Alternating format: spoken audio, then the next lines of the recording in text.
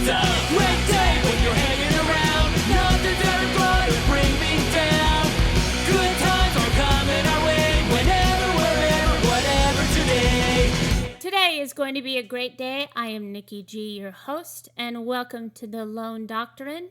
I am your weekly dose of constructive food for thought.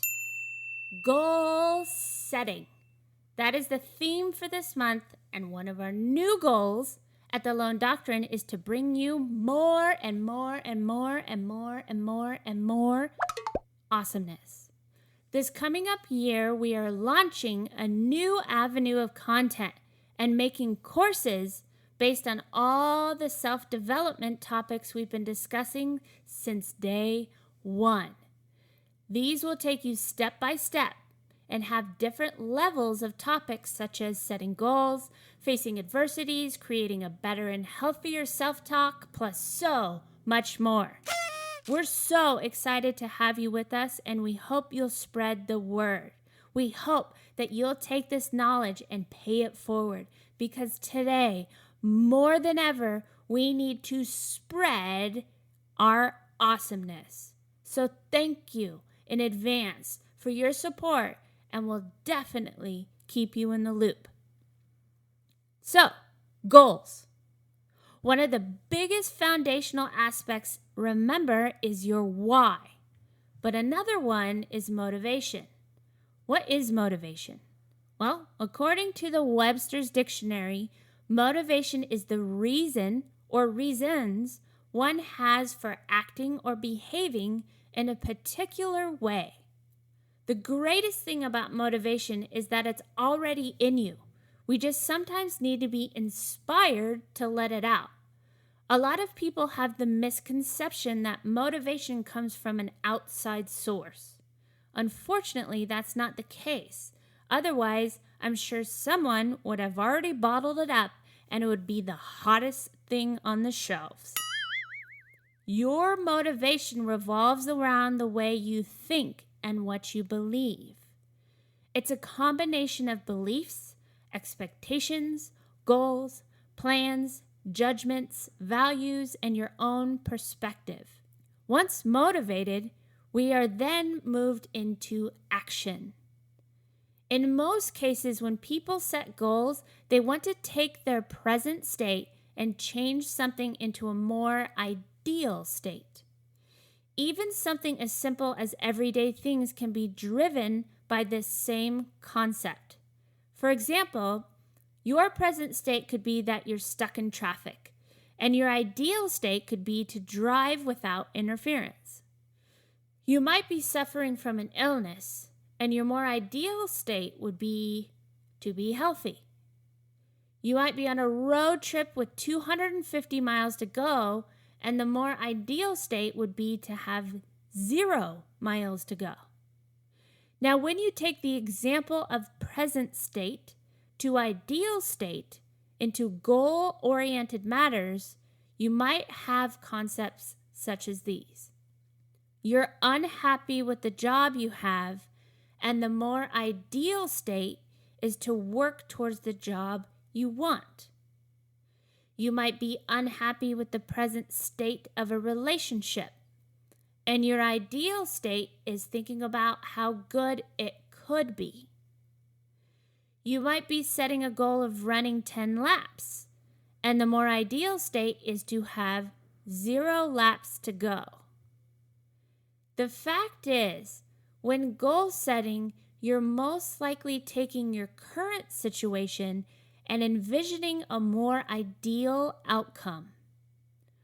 What we have to be mindful of is to not let this thinking take us into an unmotivated state where we get stuck in longing or wishing or wanting.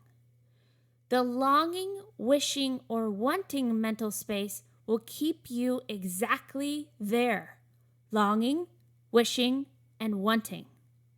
We have to put our comparison of present and ideal into action. This comes with making a plan, but we'll get to that next week. Motivation can come from many different places. It can be biological, such as being dehydrated. which your body will trigger you a motivational response to get something to drink. It can be emotional, such as seeing a loved one in pain and wanting to help. It can be social, siding on one side or the other of a debate, or even just in your own thinking and beliefs, which can be your motivation. When we set out in our goals, our motivations become the driving force, and this is the answer of our why questions.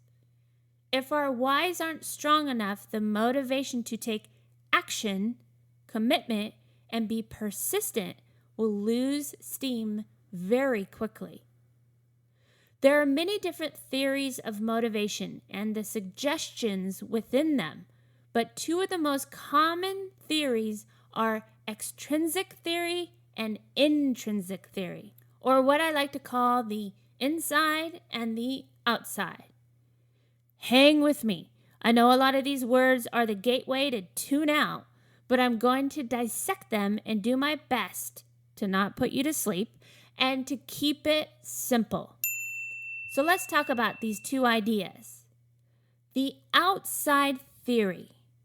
This type of motivation comes from the outside of an individual and often involves social recognitions, social norms, our experiences, and who we are today, here and now, with all of those things combined.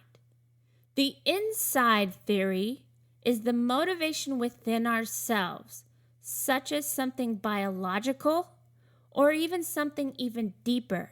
Our inner workings, the wonders of our mind, the inside things of the things that we love and the things that we like. Those are just two of many different types of motivation. And the reason why I'm sharing this knowledge with you is because the more you can understand your why behind the goal, the more likely you are to achieving them. I've put goals on my list, stepped back and examined the whys, and realized that I was in it for the wrong reasons. Therefore, I took them off my list and a weight was lifted. Next time, we'll be going over more of the foundations of theories so you're able to sit down with each goal and see exactly where it's coming from. Is it instinct? Is it incentive? Is there a specific drive? Are you aroused? Is it more on the humanistic level? Are you thinking about the future? Let's find out. I'll see you next week for more. Today and every day, keep fighting the good fight.